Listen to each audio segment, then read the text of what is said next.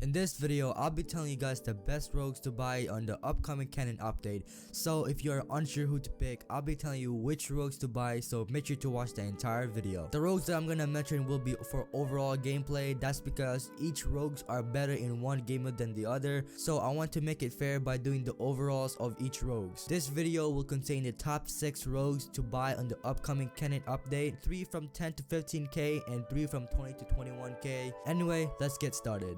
Coming in at number 6 is Scorch. Scorch is a really good duelist, which means she has to engage the enemies first. Her SMG is one of the best guns to use in the game. However, she has one of the worst shotgun in the game right now. Her shotgun used to be one of the best shotgun in the game, but since it got a nerf, it's probably one of the worst gun to use in the game right now. Her main ability, which can deal additional damage to enemies, is a really good ability that gives her the advantage for time to kill, and her passive, which is she is immune to fire, is a win-lose situation, since if she were to encounter another Scorch, she would be immune to the fire, but same goes to the other one. Her secondary is pretty good as a starter weapon and demolition, and for her melee, it is unique, but it can only be useful to you when you max it out because it will deal additional damage to enemies just like her ability. For gadgets, hers are pretty good since EMPs can now cancel out abilities, and her Molotov can hit enemies through small walls. But the perks is where she shines the best. She has Replenish, and it's really good for dealing a horde of enemies. She has Headstrong, so she can take more damage. She has Tenacity, so she takes less damage with explosive. She has Evade to make more agile on close quarter, and finally she has Berserk and Nimble Hands for fast paced movement. Overall, she is a good character. You'll mostly want to use her for spawn game modes such as Strikeout or Team Deathmatch, but she can also be good for demolition and act as bait or tank for the enemies. Coming in at number 5 is Lancer. Lancer would be higher up on the list, but this upcoming update will nerf her and now she can be revealed. Everything else about her is pretty good. She can easily flank the other team with her ability on all game modes. Her passive lets her reload her current weapon that she is holding, and that is pretty good against a big horde of enemies. Weapon wise, it's pretty good. It's just that I would give her a weapon that has a silencer for an upgrade. This would make her better for flanking and would make up for the reveals. Her perks are really good too, since she is a duelist, meaning she has to engage the enemies first. She has the perk Life Drain, and that is a really good against a big horde of enemies, and her having that can buy time for her teammates to push the other team and pinch them. Gadgets and melees are good on its own, nothing good nor bad about it. Overall, her character has a good overall, and you can pretty much use her in any game modes, but after the nerf, you are better off having Ronin as a flank since she is immune to reveals. Coming in at number 4 is Cannon. So far, he is broken. His ability, which is the minigun, and his passive lets him get ammo every time he hits someone or a gadget, is pretty broken for spawn game modes, and he is somewhat good for defending because of his minigun. However, if the other team has a glitch or EMP, him defending the site will be done for. In the end, he will shine the best on spawn game modes more, since people will play a little more aggressive than demolition, since they will play more passive. His loadout are pretty good too. He is so beefy since he has the perk Headstrong, Tenacity, and Toughen Up, and to make it worse, he also have a stem shot. His melee is pretty good too once you max it out, because it's pretty good for close combat, but it's not really good for throwing, so I would recommend you just using it for close combat. Weapon wise, it's pretty decent. It's not the best nor the worst. In the end, he hasn't fully came out yet, and we haven't seen him play on demolition or spawn game modes. Who knows, he might be good on demolition than spawn game modes. I'm just relying this information on a testing gameplay. Overall, he's a really good character, especially for Strikeout and TDM. He can be good on demolition as long as he hits his target and doesn't encounter a glitch or EMPs. Coming in at number 3 is DAHLIA. DAHLIA is a really great character whether it's demolition or spawn game modes. Depending on who you end up with, you can become an aggressive support or a passive aggressive support that have the back of your link. Her weapons are really great since you can play differently depending on the person you link to. You can play aggressive with the SMG or passive aggressive with the DMR. Not only that, she also has Replenish, Tenacity, Stalker, and Cloak for playing aggressive. The Lifeline perk is very good too when you link yourself with a Saint to get the regen boost when you revive him. Her gadgets are really good too for playing aggressive or passive aggressive. Her melee is really good for throwing and close combat too. Overall, she is a really great character whether it's demolition or spawn game modes. However, she mostly depends on her passive because it can change how she would need to play, and by this, you will depend on your teammates. In the end, there is nothing that I could complain about her because she is just a great and fun character to play with. Coming in at number 2 is KESTREL. KESTREL is such a great character to play with. Her ability let her play as a breacher, meaning she has to break the enemy's front lines, and let her teammates push and mix it with the passive can make her play as a duelist for cash. She can be good on all game modes, but she will shine the best on demolition since she has the cash advantage. Now for her weapons, she has such good guns, especially the Riptide. You can play up close or long range with it, and her melees can also one-tap people as long as you max it out, but that shouldn't be a problem thanks to her passive. And her perks and gadgets are really good too. If you have both of the gadgets and resupply,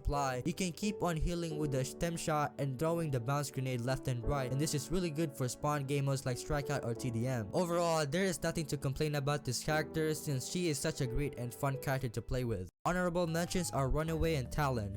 Runaway is mostly good for spawn game modes. Her weapons are mostly for mid to long range, meaning you mostly have to play aggressive, and her ability is mostly for spawn game modes. And for Talon, he is mostly good for demolition for chucking corners with his ability and take them back with his passive. Demolition is really the only thing he can be good at since he can scout people out and use flashbangs to catch them off guard. And finally, coming in at number 1 is Vi. Everything about this character is just mwah. Like actually, she can use her ability twice, it has a big range, it can somewhat hit someone behind a wall. Her ability can be used for demolition and strikeout for control and defense, and team deathmatch for playing aggressive. Not to mention, her passive allows her to have more health every time someone takes damage on her poison. She can play mid to long range with Nightshade or play up close and aggressive with the shotgun. Her perks are really good too. She has replenish, bounce back, evade, float, and tracker rounds, which are really good for playing aggressive, and her gadgets are really annoying thanks to the tear gas and Molotov combo. Vi is such an underrated character, and she's only 15k, which means she is one of the cheaper ones. Overall, she is a really amazing character, whether it's demolition or spawn game modes. If you're a good player, you can dominate lobbies with Vi. Hopefully this video helps you out on who to buy. If you still want to learn more about Rogue Company, I have a video for you on how you can improve your aim in the shooting range, and I also have a video on how you can get better with tips and tricks. Anyway, that's gonna be it. Have a good one.